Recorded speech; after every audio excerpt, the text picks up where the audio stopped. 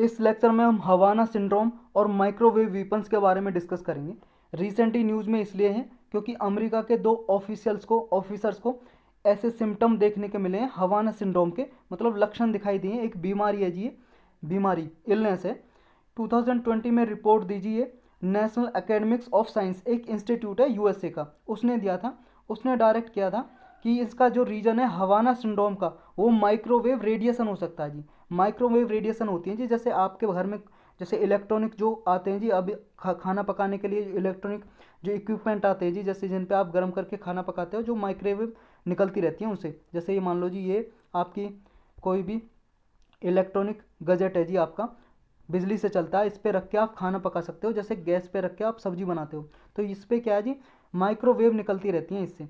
तो ये आपको दिखाई तो नहीं देंगी। ऐसे ही क्या है, माइक्रोवेव रेडिएशन यानी कि वेव या लहर तरंग बोल सकते हो कुछ भी, ये बॉडी के में टकराएंगी आपकी में, तो बॉडी को नुकसान पहुंचा सकती हैं, ये बीमार कर सकती हैं।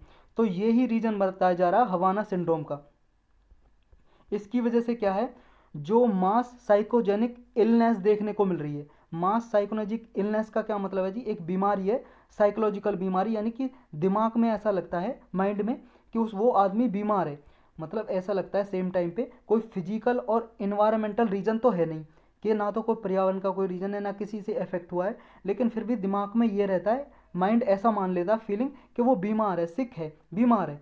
तो इससे क्या है, जैसे जम्स वगैरह, टॉक्सिन वगैरह जो पॉइजन है, वो ऐसा सोचता है इसके संपर्क में आया किसी, मतलब जो जम्स होते हैं, जहर वगैरह, पॉइजनस टॉक्सिन पॉइजन होते हैं, उनके संपर्क में आया है, उसके कांटेक्ट में आया है आदमी और बीमार हुआ है, तो ये डेंजर हो सकते हैं। लेकिन वो क्या है, किसी फिजिकल इन्वायरमेंट के संपर्क में, कांटेक्ट में नहीं आया, और वो फिर भी बीमार, सिक फील करता है इसमें जी। जब माइस साइकोलॉजिक इलनेस ये नंबर बढ़ा देती है हवाना सिंड्रोम। हवाना सिंड्रोम है क्या जी, उसके बारे में जानेंगे। पहले जो रिपोर्ट दिया 2020 में यूएस के एक ऑर्गेनाइजेशन है जिसका नाम है नेशनल एकेडमिक्स ऑफ साइंस। ये क्या है, ये नॉन प्रॉफिट ऑर्गेनाइजेशन है, governmental organisation United States of America की। नॉन प्रॉफिट का मतलब है जी गैर लाभकारी, ये कोई मतलब इसका लाभ कमाना, प्रॉफिट कमाना कोई इसका प्रोसेस नहीं है, मतलब इसका वो नहीं है, फंडा नहीं है इसका, नॉन प्रॉफिट ऑर्गेनाइजेशन है, लाभ नहीं कमाना चाहती, वेलफेयर के लिए काम करती है। ये 1863 में बनाई गई थी by the act of Congress.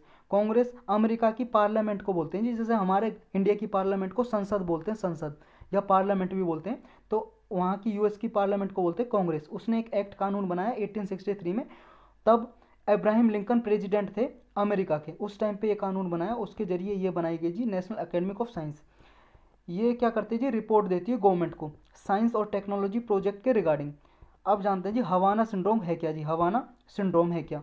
देखो 2016 में क्या हुआ था, अमेरिका के कुछ डिप्लोमेट्स और उनके कुछ एम्प्लॉयज़ जी, कुछ कर्मचारी, उन्होंने ऐसे सिम्टम मिले जी, कहाँ पे, हवाना क्यूबा में। क्यूबा एक कंट्री है जी अमेरिका के पास ही, वहाँ पे हवाना जगह है, वहाँ पे कुछ ऐसे लक्षण सिम्टम दिखाई दिए जी। ये देखो जी आप मैप में, मैप कहाँ गया, ये मैप देखो जी आप, ये है जी अपना अमेरिका देख रहे हो आप, ये अमेरिका, यूनाइटेड स्टेट अमेरिका, और ये यहाँ पे क्यूबा एक कंट्री है जी, देखो क्यूबा, क्यूबा क्यूबा बोल लो या कुछ भी आप, क्यूबा एक कंट्री है, यहाँ पे हवाना जगह है जी। यहाँ पे सिम्टम देखे गए जी, कुछ बीमारी के लक्षण देखे गए कुछ एम्प्लॉय में, डिप्लोमेट्स में। तो इन्होंने जी ऐसा एक्सपीरियंस किया कि फिजिकल सेंसेशन हो रही थी, मतलब इनके बॉडी में कुछ दर्द वगैरह हो रहा था, और पेक्यूलियर साउंड सुनाई दे रही थी इन्हें, मतलब कुछ आवाज़ें सुनाई दे रही थी, जिसकी वजह से ये बीमार महसूस कर रहे थे, फीलिंग सिक। 2016 की बात है जी। तो इन्हें ऐसा लगा जी, यूएस ने, अमेरिका ने ऐसा अनुमान लगाया और क्यूबा पे ये आरोप लगाया, अक्यूज किया क्यूबा कंट्री को, कि उसने क्या है, सोनिक अटैक किया है। सोनिक अटैक का मतलब है सोनिक वेव होती हैं, सोनिक रेडिएशन तरंगे होती हैं, जिसकी वजह से अगर आदमी पे वो बॉडी में संपर्क में आ जाए, आदमी पे डाली जाए, जैसे लेज़र लाइट आपने देखी होगी जी, लेज़र लाइट बचपन में लाल सी रेड रेड सी लाइट अंधेरे में जलाते थे, ऐसी ही कुछ सोनिक लाइट होती है, अगर उसे बॉडी से डायरेक्ट कांटेक्ट में लाया जाए काफ़ी समय तक, तो उससे बीमार हो सकता है जी आदमी। तो ऐसा आरोप लगाया, क्यूबा ने सोनिक अटैक किया है हमारे कर्मचारियों पे, लेकिन क्यूबा ने डिनाई कर दिया जी, ऐसा हमने कोई सोनिक अटैक नहीं किया है, रिफ्यूज कर दिया ऐसा, कि कोई भी refuse awareness of any such illness और सिंड्रोम, मतलब क्यूबा ने ऐसा मना कर दिया, रिफ्यूज कर दिया, इनकार कर दिया कि ऐसे हमें बीमारी और सिंड्रोम के बारे में कुछ नहीं पता, हम कुछ जागरूक नहीं है इसके बारे में, हवाना सिंड्रोम के बारे में। जब से क्या है जी, इंस्टीट्यूशन ने क्या है, रिसर्च करना शुरू कर दिया कि हवाना सिंड्रोम का कॉज क्या है, क्या कारण है। मैनी मतलब plausible factor have been discovered till date, अब तक बहुत सारे कई रीजन ढूंढे गए कि हवाना सिंड्रोम के क्या है, उनमें से एक माना जाता है ये माइक्रोवेव रेडिएशन। मतलब अगर माइक्रोवेव रेडिएशन या फिर ये sonic attack, sonic radiation body पे डाली जाए तो ऐसा फील हो सकता है बीमार आदमी को। और इसमें और कौन कौन से सिम्टम दिखाई देते हैं जी जब हवाना सिंड्रोम बीमारी हो जाती है, किसी को इलनेस हो जाती है जी। इसमें देखो ऐसे लक्षण होते हैं, आदमी को जब नौसी होने लगती है जी, बेचैनी होने लगती है, सीवियर हेडेक, कुछ सर दर्द होने लगता है जी, सिर में बहुत अचानक से बहुत ज़्यादा तीव्र दर्द होने लगता है, सीवियर हेडेक। फटीक, फटीक का मतलब है जी एक तरह से उसको जी ऐठन होने लगती है, बदन टूटने लगता है उसका, डिजीनेस होने लगती है, मतलब आलस्यनेस आ जाता है, आलस्य आ जाता है उसे, और स्लीप प्रॉब्लम हो जाती है, उसे नींद अच्छे से नहीं आती है, और हीयरिंग लॉस, मतलब सुनाई भी नहीं देता जी उसे। ये सारे सिम्टम्स, लक्षण दिखाई देते हैं उसमें। और कुछ पर्सन जब अफेक्ट हो जाते हैं उनमें कुछ क्रोनिक इश्यू भी दिखाई देते हैं जी, मतलब कुछ डेंजर सिम्टम, जैसे cognitive problem, vestibular processing. Cognitive problem का मतलब है जी उनकी सोचने की जो क्षमता है वो भी कम हो जाती है इस प्रोसेस में। अब ये तो देख लिया जी हमने हवाना सिंड्रोम है क्या, इसके अभी तक पूरा कंफर्म नहीं हुआ है, लेकिन ऐसा माना जाता है माइक्रोवेव या सोनिक अटैक या लेजर बीम, अगर लेजर तरंगे डाली जाएं तो उसकी वजह से ऐसा फील होता है जी, और बीमार, मतलब आदमी बीमार फील करता है। ये हवाना सिंड्रोम। अब माइक्रोवेव वीपन्स क्या है जी, ये देखते हैं। देखो माइक्रोवेव आपको अभी बताया, माइक्रोवेव एक तरह से रेडिएशन ही होते हैं जी, इलेक्ट्रोमैग्नेटिक रेडिएशन। अगर ये क्या है, बॉडी के संपर्क में आए, आदमी की बॉडी के संपर्क में आए तो आदमी की बॉडी को ख़राब कर सकता है। और ये क्या है जी, कोई पीछे सबूत भी नहीं छोड़ते, पता भी नहीं लगता किसने क्या है। ये क्या करते हैं जी, ये डायरेक्ट एनर्जी वीपन्स यूज करते हैं माइक्रोवेव वीपन में। वीपन का मतलब है जी हथियार।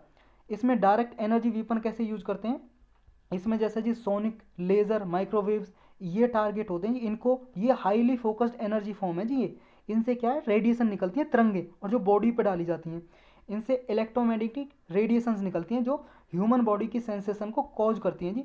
मतलब ह्यूमन बॉडी क्या है जी, जैसे आपको कोई टच करेगा आप सेंस कर सकते हो, पता लगा सकते हो कि आपने टच किया, आपने किसी ने कहीं से आपकी उंगली पकड़ी, हाथ पकड़ा, ये इसको क्या जी अफेक्ट कर देती हैं। जैसे ये रेडिएशन होती हैं आपकी बॉडी में ज़्यादा देर तक डाली जाए आपकी सेंसेशन लूज हो सकती है, जैसे आपको कोई हाथ लगाए जी सर पे कहीं पे भी, आपको महसूस नहीं होगा, ऐसे अफेक्ट कर देती हैं ये इस इलेक्ट्रोमैग्नेटिक रेडिएशन क्या करती हैं, आपकी बॉडी में, ह्यूमन बॉडी में जाकर जो आपकी बॉडी में वाटर होता है ना अंदर आपकी बॉडी में, उस वाटर को हीट करती हैं जी, गर्म कर देती हैं।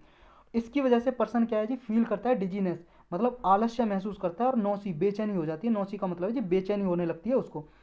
कुछ कंट्री हैं जी जिन्होंने माइक्रोवेव वीपन्स बनाए, हथियार बनाए हैं, ऐसे कुछ कंट्री हैं। उन कंट्री ने सोचा है कि इलेक्ट्रॉनिक सिस्टम और ह्यूमन दोनों को यूज किया जाए, टारगेट किया जाए, मतलब ऐसे ह्यूमन को भी, आदमी को मारना हो या किसी मशीन को परेशानी, मशीन को बिगाड़ना हो, डिस्ट्रॉय करना हो, तो माइक्रोवेव वीपन्स यूज किए जा सकते हैं, डेवलप किए जा सकते हैं। इसका मतलब ये है जी जो हथियार होते हैं ना, माइक्रोवेव हथियार, वीपन, ये मशीन को भी ख़राब कर सकते हैं और ह्यूमन को भी मार सकते हैं जी, उसको नुकसान पहुंचा सकते हैं।